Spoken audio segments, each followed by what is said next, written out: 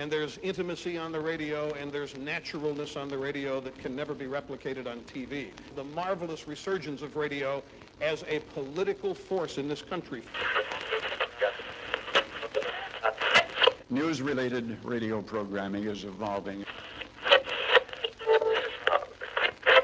There's a huge hole in our dialogue that can be filled by the synthesis of traditional radio and the freedom that comes from a live podcast. You're about to experience Cowboy State Politics live. Here we go.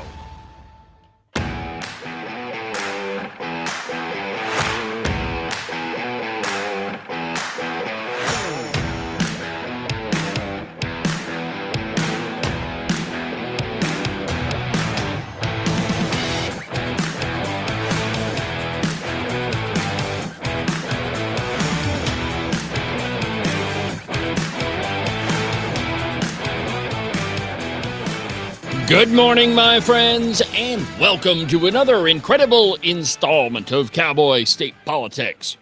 From very high above all the puerile and vacuous forms of Wyoming mainstream media, this is Cowboy State Politics.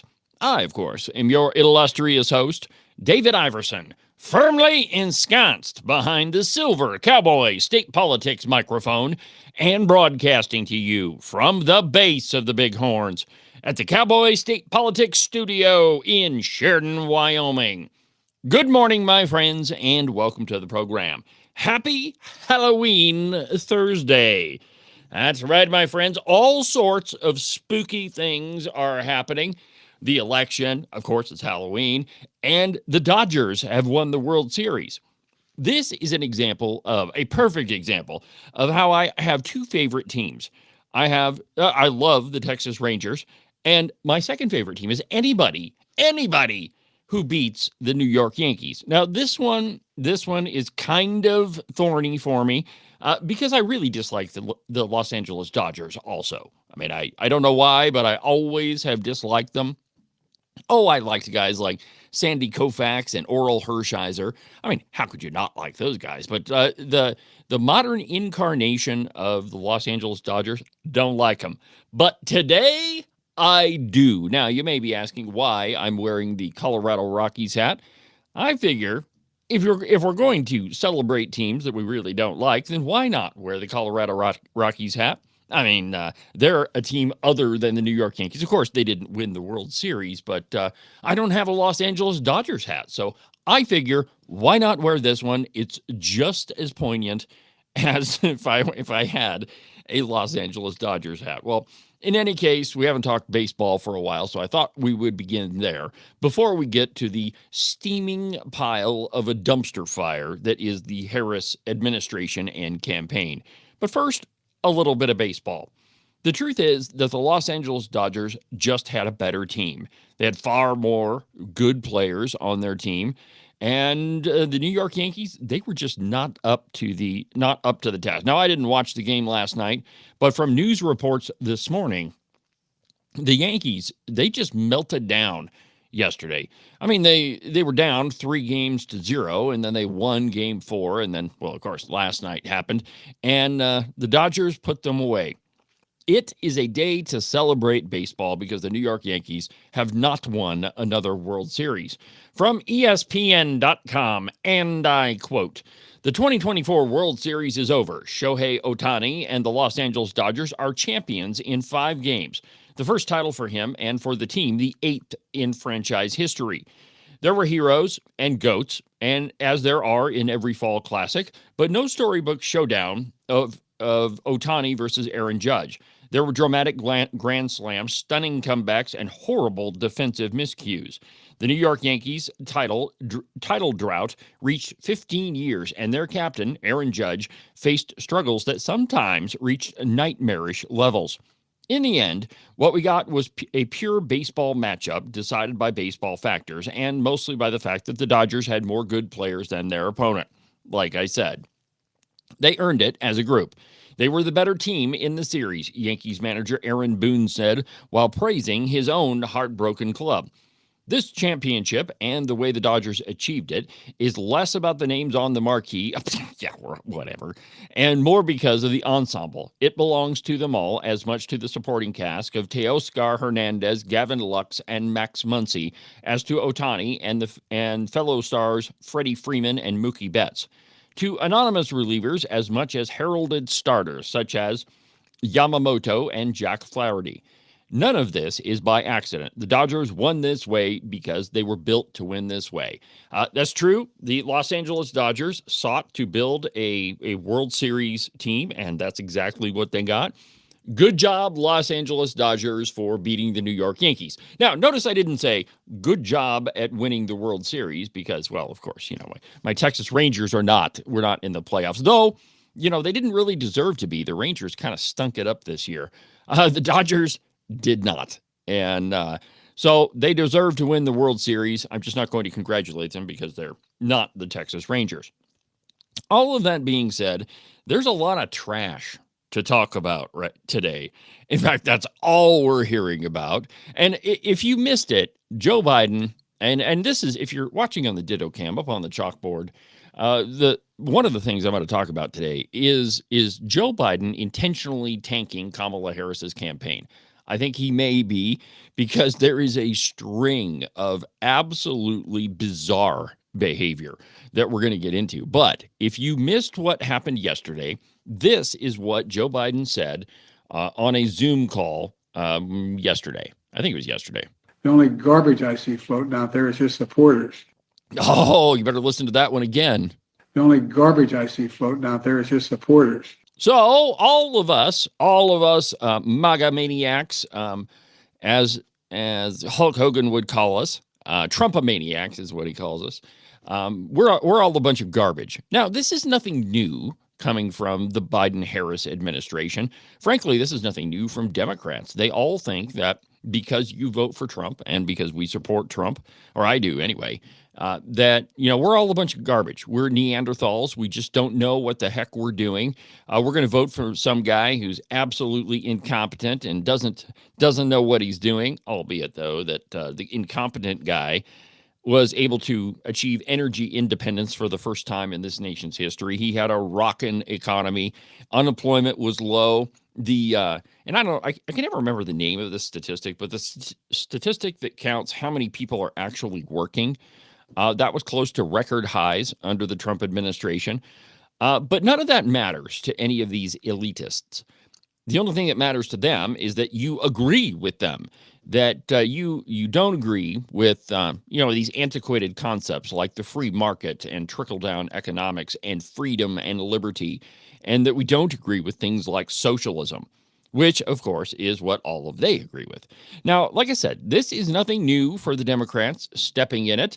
In fact, there's a long and glorious history of Democrats making all sorts of statements about people like us. Here's just a little brief montage that I put together for you, just so we can start out today's program with it. The only garbage I see floating out there is his supporters. To just be grossly generalistic, you could put half of Trump's supporters into what I call the basket of deplorables. Oh, it's hilarious. Oh, man. The racist, sexist, homophobic, xenophobic, Islamophobic, you name it. Well, it's not surprising then that they get better. They cling to guns or religion or antipathy towards people who aren't like them. The credulous boomer Rube demo that backs Donald Trump, that wants to think that Donald Trump's the smart one, and y'all elitists are dumb. You elitists with your geography and your maps and your spelling, even though your math and your reading. Yeah, you're reading. Your geography, knowing other countries. They think that you're stupid, and they think that you're stupid for supporting Donald Trump.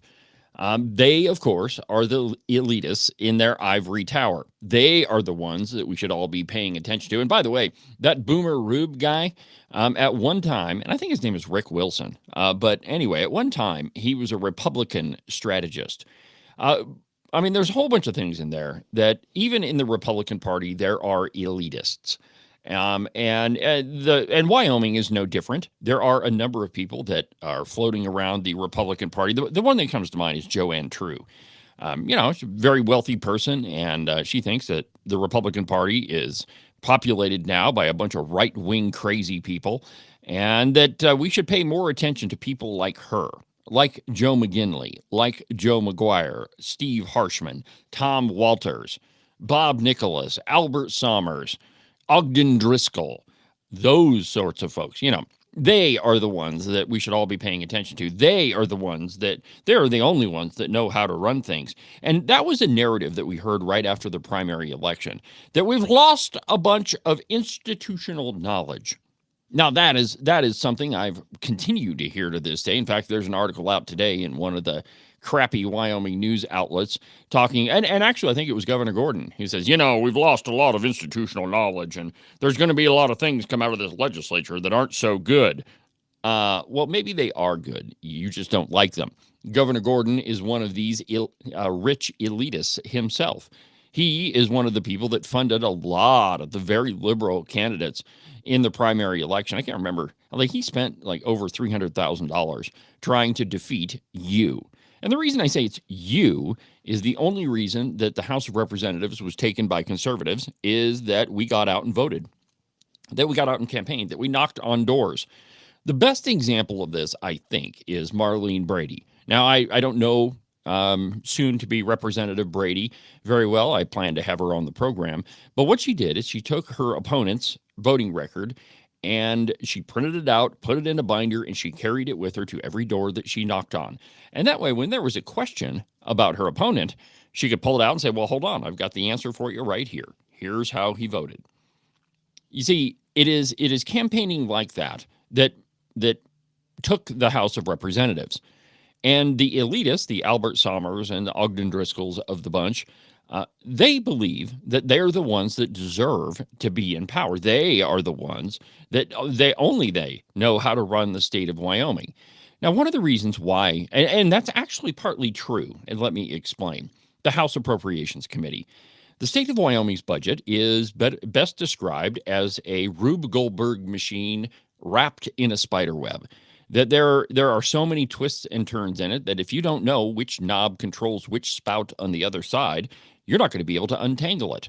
And the way it was described to me by Representative Jennings is, while you may see a string floating out there, you pull on that string and maybe you get it out of the knot, it's tightened something on the other end. And what you've tried to defund will get funded some other way. It's true that you have coffee cans that dump into coffee cans that dump into other coffee cans that filter out through this organization and then eventually end up at the Wyoming Business Council. And so if you are not one of the people that helped design that being Albert Sommers, Steve Harshman, Bob Nicholas, Lloyd Larson, those type of folks, you're not going to know how to untangle it.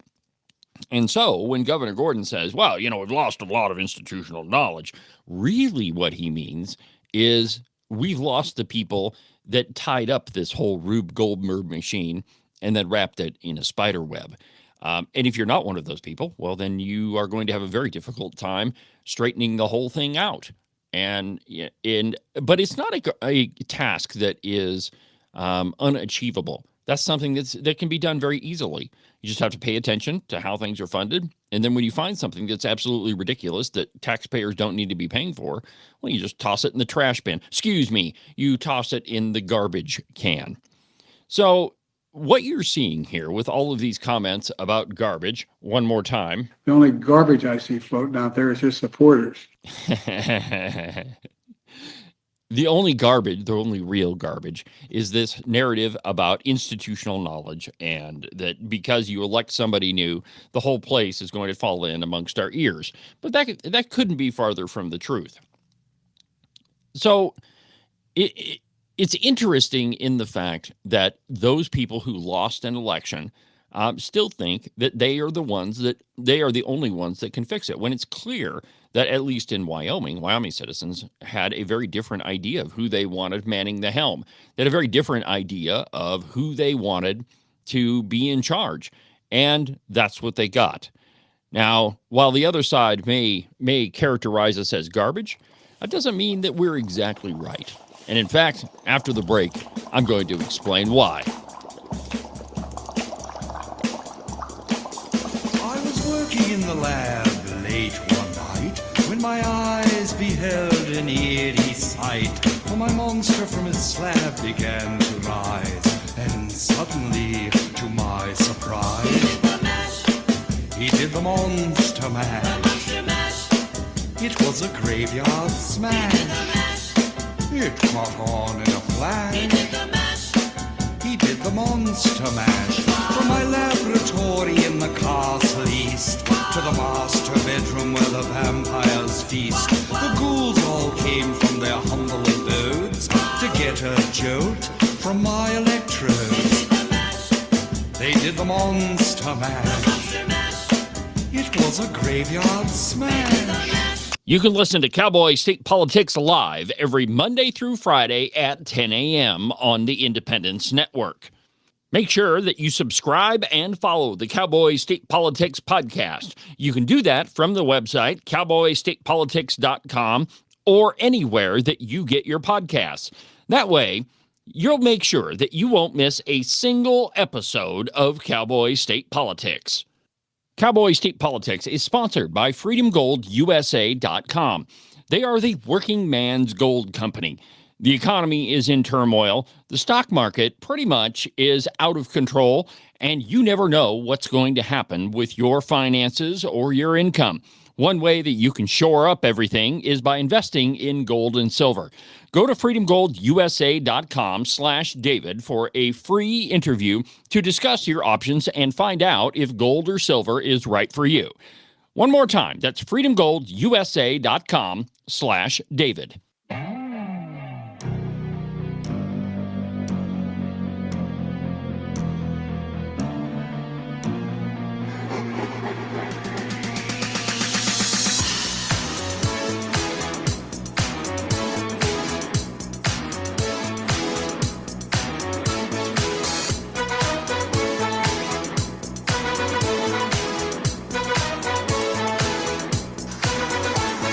There's something strange in your neighborhood. Who you gonna call? Ghostbusters! If there's something weird and it don't look good, who you gonna call? Ghostbusters!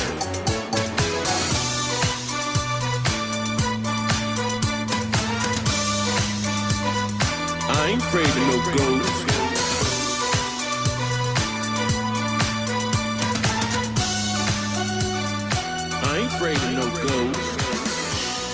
Welcome back to the program. David Iverson, Cowboy State Politics Live, Wyoming's conservative voice. To the Washington Examiner in an excellent op-ed entitled Sorting Through Biden's Garbage. And I quote, "What an extraordinary point we've reached in American politics. Large numbers of intelligent people have come to think it's acceptable to accuse opponents of fascism, or more pointedly, of being modern Hitlers. But at the same time, think labeling them garbage goes too far. I'd say both are unacceptable. But why the odd distinction, with the obviously worse allegations seen as slight in comparison to mere vulgar abuse? Maybe it's because of insult inflation. Democrats have compared Republicans to Nazi as far back as Dwight Eisenhower, more than 60 years ago, which means the accusation is as steeply discounted today as it always has been cheap as a matter of taste. Racist, fascist, and Nazi are old and stale. Garbage is shocking because it has a novelty value to it. President Joe Biden called former President Donald Trump's supporters garbage. Need I remind you? The only garbage I see floating out there is his supporters. There you go. Donald Trump has no character, according to the left. He doesn't give a damn about the Latino community. Just the other day, a speaker at his rally called Puerto Rico a floating island of garbage. The only garbage I see floating out there is his supporters. Think of that. White House officials' hair stood on end as they rushed to clarify Biden's insult. Actually, they just lied, saying the president was referring only to a single supporter who, at Trump's Madison Square Garden gathering last Sunday, joked that Puerto Rico was a floating isle of garbage. He joked. off color as it may be. There may have been many news stories about Puerto Rico's massive garbage problem. The joke might have been racist, but also perhaps wasn't. What is certain is that it was stupid and not funny. Either way, it provided glorious election ammunition for Democrats, and they fired it, and they fired it in withering salvos.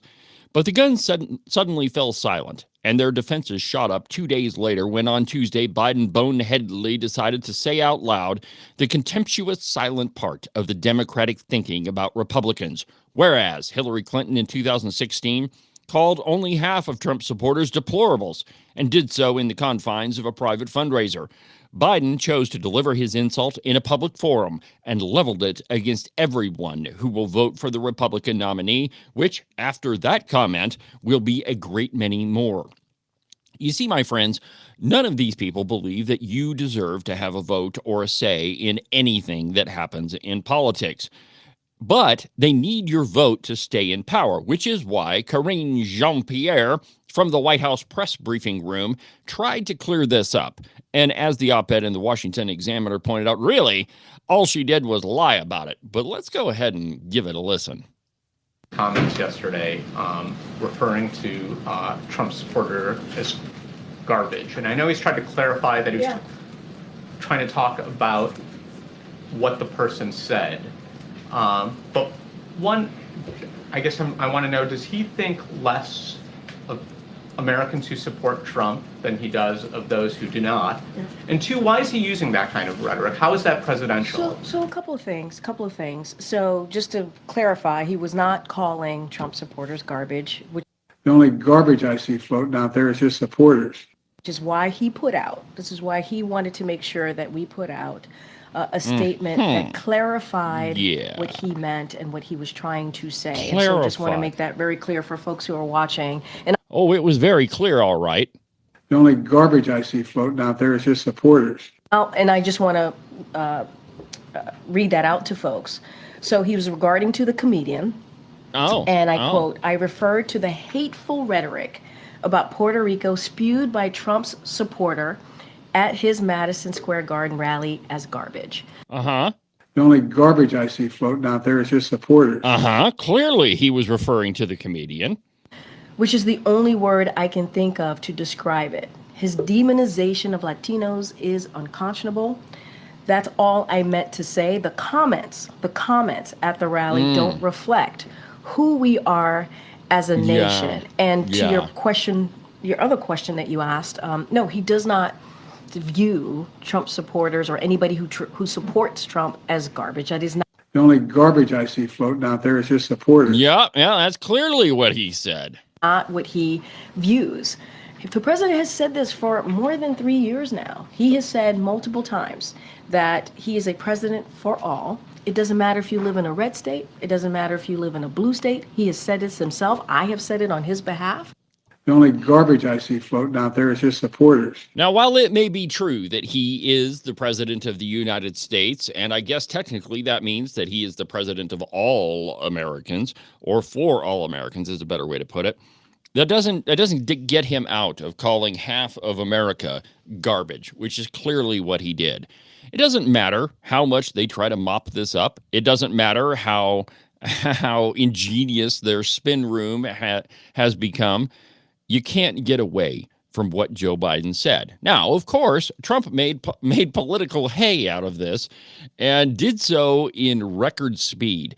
Actually, watching the Trump address yesterday and him showing up in a garbage truck was absolutely hilarious. I wasn't able to find the soundbite that I was looking for from his rally, but he gave his entire speech in a safety vest. But when he pulled up to the event in the garbage truck, this is what he had to say. How do you like my garbage truck? This truck is in honor of Kamala and Joe Biden. It's in honor of Kamala and Joe Biden, as it should be, my friends.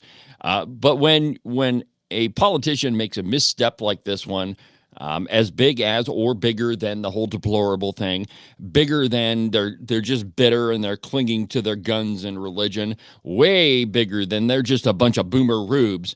This one may have the ability to tank Kamala Harris's campaign, or at the very least, get it well on its way. Now, I have a theory that maybe the crazy old man in the White House is intentionally trying to tank Harris's campaign because, of course, Joe Biden said over and over and over that he thinks he wants to run for president and that he's running for president. And then all of a sudden, the 14 million votes that he got in the Democratic primary meant nothing. And they brushed him aside and they installed Kamala Harris. Well, has been a string of bizarre behavior on behalf of the president of the United States. The garbage comment is just the very tip of the iceberg. Yesterday, at a Halloween event at the White House, Biden bit a baby. I'm not even kidding. And I quote, I think this is from the Daily Wire. President Biden playfully bit a stable of adorable dressed-up tots during Halloween celebration at the White House on Wednesday night. In a series of awkward interactions, Biden pretended to chomp down on an infant after the infant included a child dressed up as a chicken. The baby giggled in response to the commander-in-chief nibbling on their thigh as the theme song for Jaws began to play, according to a video of the celebration. The baby's mom also didn't seem to mind, as she and the Democrats made small talk afterward. Around the same time, the GOP nominee, former President Donald Trump, sat in a garbage truck and later gave a speech wearing an orange safety vest a week before he looks to retake the White House against Vice President Kamala Harris. Quote, President Trump is mingling with garbage men at his rally in Wisconsin, right-wing commentator Nick Sorter tweeted. Meanwhile, Joe Biden is literally biting babies at the White House Halloween party. What WTF is this timeline? Joe Biden bites a baby. But actually, it gets worse. It wasn't just one baby that Joe Biden was biting. He bit multiple babies. From the post-millennial, and I quote, during a Halloween celebration at the White House on Wednesday, U.S. President Joe Biden was seen playfully biting a baby dressed as a turkey and later appears to bite or suck on another baby's toe. This is a crazy string of behavior. Now, while you can act a little goofy around children, I don't think anybody's going to discount the commander-in-chief doing that. I mean, why not do that? Politicians routinely kiss babies. I mean, that's kind of the old trope, right? Go out and shake hands and kiss babies, or shake babies and kiss hands. I mean, that's probably how confused Joe Biden would get. But this bizarre behavior is coming at a strange time. You would think that if the president was serious about getting Kamala Harris elected president, that he would make sure that there weren't any, and I underline any, crazy things that happen. This very well could be the October surprise we've all been looking for. Now, the Democrats wanted a different October surprise, obviously, but this one may very well tank the vice president's campaign, and it might all be intentional. Joe Biden has a long history of saying and doing weird things, but I don't think that you could ever discount how politically savvy he is. Now, there's some nuance to that comment because Joe Biden has a history of gaffes. Probably my favorite one was him standing in a 7-Eleven saying, you can't own one unless you have a slight Indian accent. Somewhere I've got a montage of him saying all of the crazy things that he has throughout his career, but he always seems to rise above them. Anybody remember his plagiarism scandal that caused him to drop out of his first run for the presidency? Yeah, it was found out that he plagiarized a speech by a UK politician. Well, that forced him to drop out. But still, Joe Biden continued to have success in politics.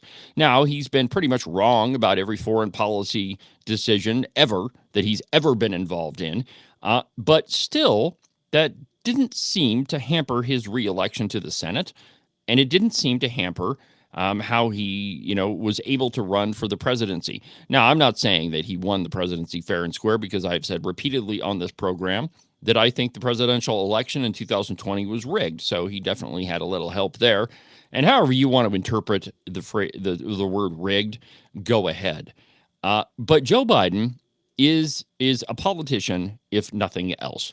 And so I think when you look at this string of really bizarre behavior, it is entirely possible that he is intentionally trying to tank the vice president's campaign. And he's doing so in amazing fashion. More after the break.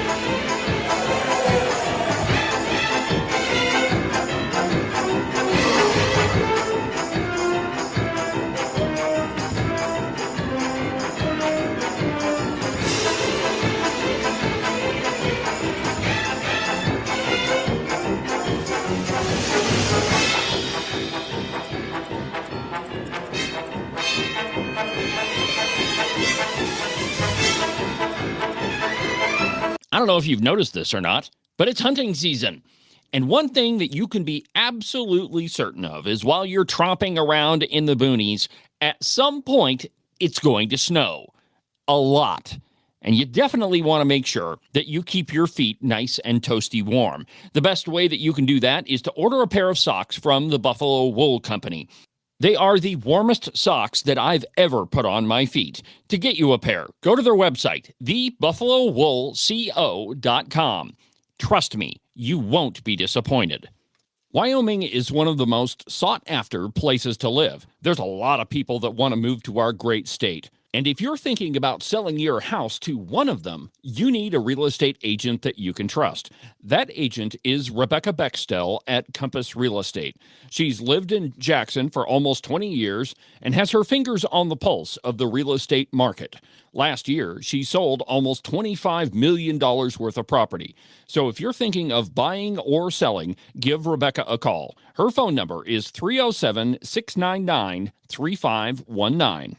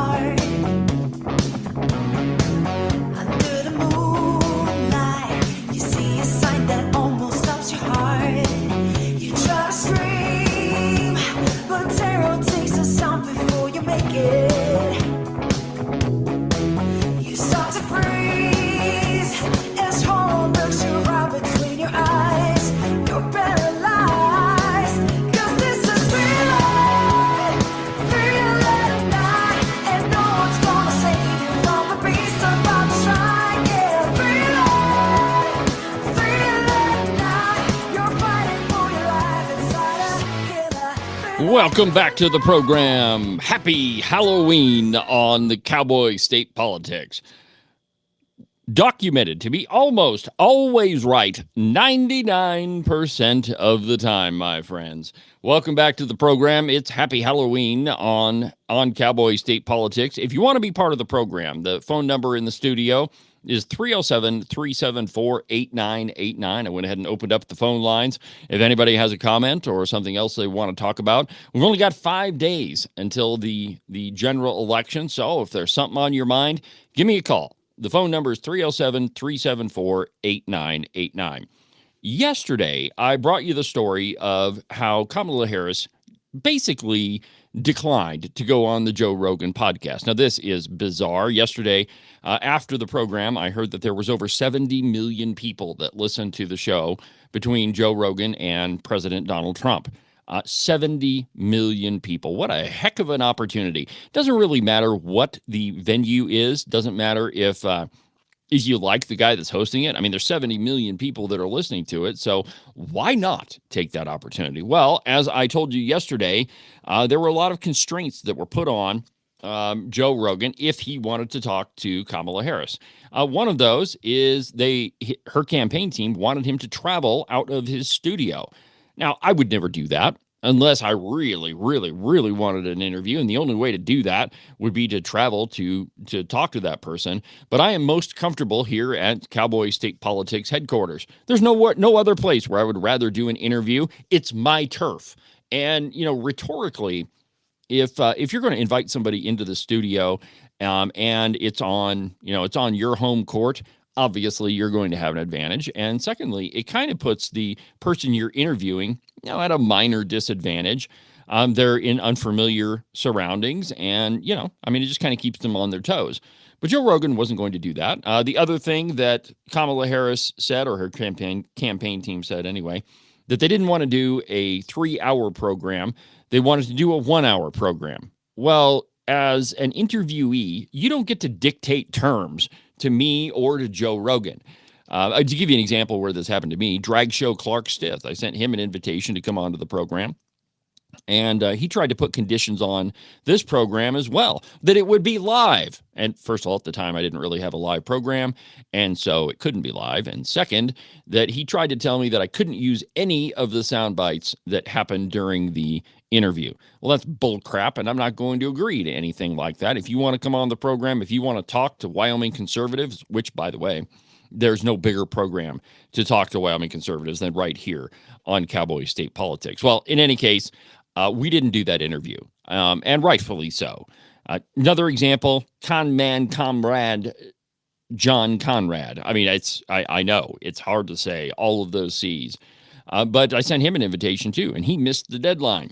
Way more generous deadline than even the Cow Pie or the Pravda on the Platte would give anybody. I gave him days to come up with a decision, and he decided not to do so. Well, anyway, this is not uncommon for redcoat politicians that are too scared and are way too big of cowards to come on and defend their beliefs. And that is perhaps the biggest point, that if you have the courage of your convictions, you should be able to go anywhere and talk about them. You should be able to try to convince anybody that you're right and that your policies and your ideas would benefit your constituency.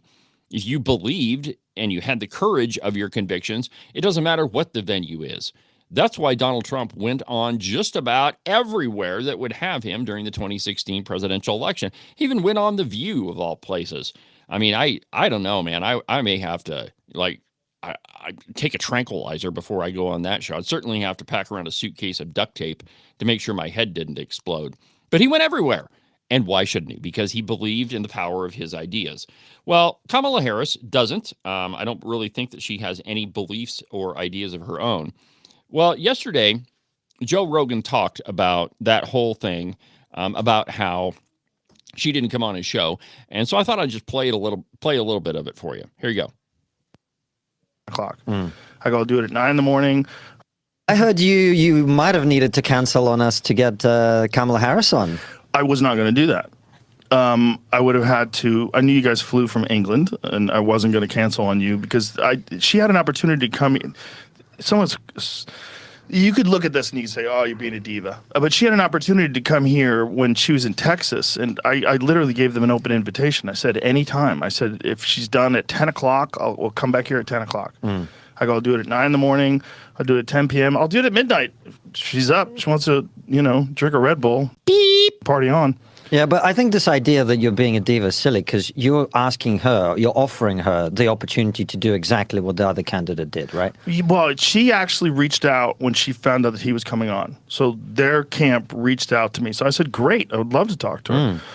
But it was very difficult to tie it down, and they wanted to travel. And see, the thing is, you can't, if I go somewhere then there's going to be other people in the room.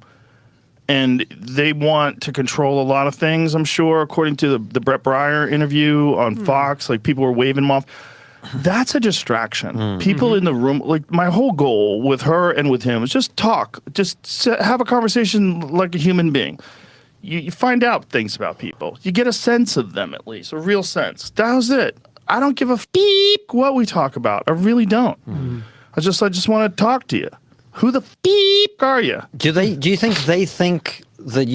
See, and that's exactly the point. He hit the nail right on the head, that if you go outside of the constraints of your own studio and outside of, the conditions that you set for the interview, then there are other people outside that want to influence how the interview goes down, how the whole conversation happens. And that's an absolute distraction. You come on a program because you want to talk to the person hosting it, that you want to talk to their listeners. And in Joe Rogan's case, he's got tens of millions of listeners. So there's no reason why she didn't do that, except, of course, that A, she doesn't have any ideas of her own, and they're everybody else's, which is why she slips into the word salad as often as she does. And second, because she can't defend her ideas. And you saw her performance during the debate. Often she slipped right back into the old talking points because that's the comfortable place for her, because she doesn't really have any ideas of her own. So anyway, there's Joe Rogan's explanation of why and how it went down with Kamala Harris. But another thing, and here's the thing, we get so tied down with election season, and man, welcome to my world, right? There are so many people that want to come on the program, and there are so many things that you want to talk about because, during the primary election, there's races happening all over, and you can only talk to so many people. So you try to whittle it down. Well, what ends up happening is you lose sight of other things that are going on. And one of those is the Harris administration, the Joe Biden administration is poised to crash all regulation records. And I quote, President Joe Biden and his huge team of federal regulators are on a pathway to breaking the record for economy-choking red tape. As of Wednesday, his team that has been focusing on eliminating American standards from gas stoves and hamburgers has published 86,712 pages in the Federal Register, the third highest annual count of all time. And with 2 months to go in this year, his administration is poised to pass 104,000 pages, breaking the record of his mentor, former President Barack Obama, who had 95,894 pages of regulations. Quote, we could potentially see ourselves crossing the threshold of 100,000 pages in the Federal Register, or 1 million pages of federal regulatory material every decade. That's scary, said Klein Wayne Cruz Jr., an anti-regulation czar at the Competitive Enterprise Institute. The mountain of paperwork and red tape the government produced rarely gets any attention, but former President Donald Trump in his 2016 campaign and current campaign has promised to cut it, in large part because regulations cost Main Street and Wall Street billions of dollars a year. Regulations under the Biden-Harris administration have become so burdensome and costly that J.P. Morgan Chase chairman and CEO Jamie Dimon this week called on corporate America to fight back. Many took his signal as a call to vote against President Kamala Harris, who has pushed Biden's regulatory agenda. Quote, it's time to fight back, Dimon said at a conference hosted by the American Bankers Association, President and CEO Rob Nichols. He said that too many are afraid to fight with their regulators because they would just come down and punish you more. And this is exactly what these bureaucrats do. If you give them any pushback whatsoever, it's like you've threatened their own little fiefdom, and they just push the regulations harder. I have talked to so many business people in Sheridan, Wyoming, that have said, they tried to give the building department a little bit of pushback. Well, what happened is they got more and more scrutiny on them, and it just made their lives more difficult. And so with the lovely Christine Salon, I had to go to the city council and rip them and make it painfully obvious to them that either they were going to fix the situation and we were going to act like normal people and, use a little common sense, or I was going to use this program to continually pound on everybody that's involved in the Sheridan County government. And that's what you have to do. And, unfortunately, most people do not have the microphone and the platform that I do. But that doesn't mean that you can't try. It doesn't mean that you can't go to the media. It doesn't mean that you can't fight back. Recently in Sheridan, a parent, Harry Pollock, filed a lawsuit, though it was filed in 2022, because the local school board shut him down and refused to allow his public comment and then had him escorted out of the building. Well, he won his lawsuit. Now, granted, it took 2 years and a tremendous amount of time and money to get that through, but he won. He won in giving the bureaucrats the pushback that they absolutely need. And fortunately, if President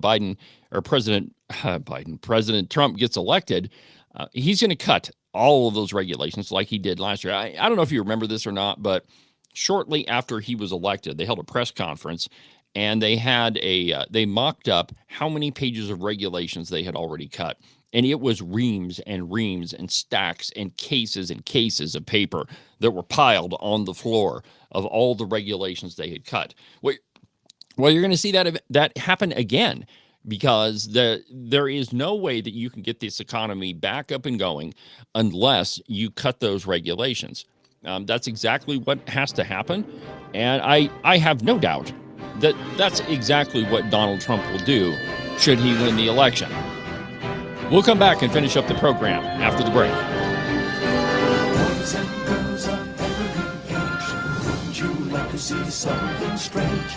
Come with us and you will see. It's our town of Halloween. This is Halloween. This is Halloween. Pumpkins scream in the dead of night. This is Halloween. Everybody make a scene. Trick or treat. Tell the neighbors gonna die of fright. It's our town. Everybody scream. I am the one hiding under your bed, teeth ground sharp and eyes glowing red. I am the one hiding under your stairs, fingers like snakes and spiders in my hair. This is Halloween, this is Halloween, Halloween, Halloween, Halloween, Halloween. In this town we call home everyone. You are listening to Cowboy State Politics Live on the Independence Network. You're not going to find a selection of better news, entertainment, and commentary than right here on the Independence Network, with great voices like Joey Carenti from Just Blame Joey, Ken Pendergraft from The Ramble-Roon, Tom Kelly from Wide Right Turn, and the lovely Christine from The Hair Affair. And of course, my program, Cowboy State Politics, Wyoming's most listened to political program. Also, don't forget to check out the article section at the website, independencenetwork.us. It's loaded with op-eds, commentary, and news from all around the Cowboy State.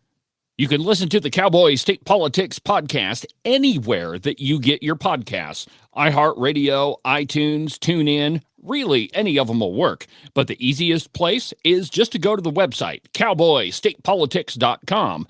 There you can find all of the shows, as well as any of the articles that I might bring up during the course of a program. That way, if your name is Joe Biden and you can't remember if you had your pudding today, well, I probably can't help you with that, but I can definitely tell you why you should have never ran for president. And now, back to our program.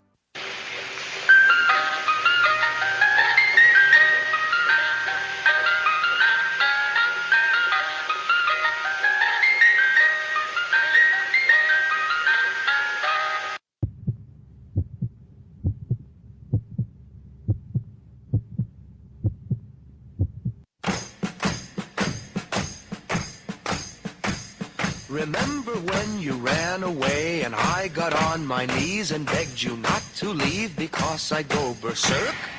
Well, you left me anyhow, and then the days got worse and worse, and now you see I've gone completely out of my mind. And they're coming to take me away, ha-ha, they're coming to take me away, ho-ho, hee-hee, ha-ha, to the funny farm where life is beautiful all the time, and I'll be happy to see those nice young men in their clean white... Welcome back to Happy Halloween on Cowboy State Politics. Boo! And all of that stuff. Welcome back to the program, my friends. If you want to be part of the show, The number's 307-374-8989. That's 307-374-8989. The phone lines are open. Go ahead and give me a call. Oh, and as it relates to that, tomorrow is Open Line Friday. And just because I have it here, I'll play the intro to it for you. It's Open Line Friday.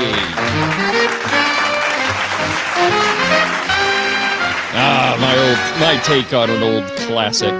That's right, my friends. Tomorrow is Open Line Friday, and we'll talk about whatever you want to talk about. During the week, you kind of have to, if I'm taking calls, if you call in and you don't really want to talk about what I want to talk about, I may just kind of move on. That's during the week, though. But on Friday, we'll go ahead and talk about whatever you want to talk about. If there's a burning question you have that you just want to ask me, go ahead and give me a call. That's going to be the entire show tomorrow. We're going to open the phone lines up right when the show begins at 10 a.m., and we'll just power on through the entire hour. So Open Line Friday tomorrow.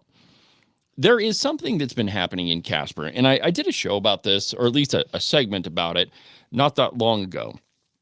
And I mean, you're probably all aware that there's an abortion clinic down there.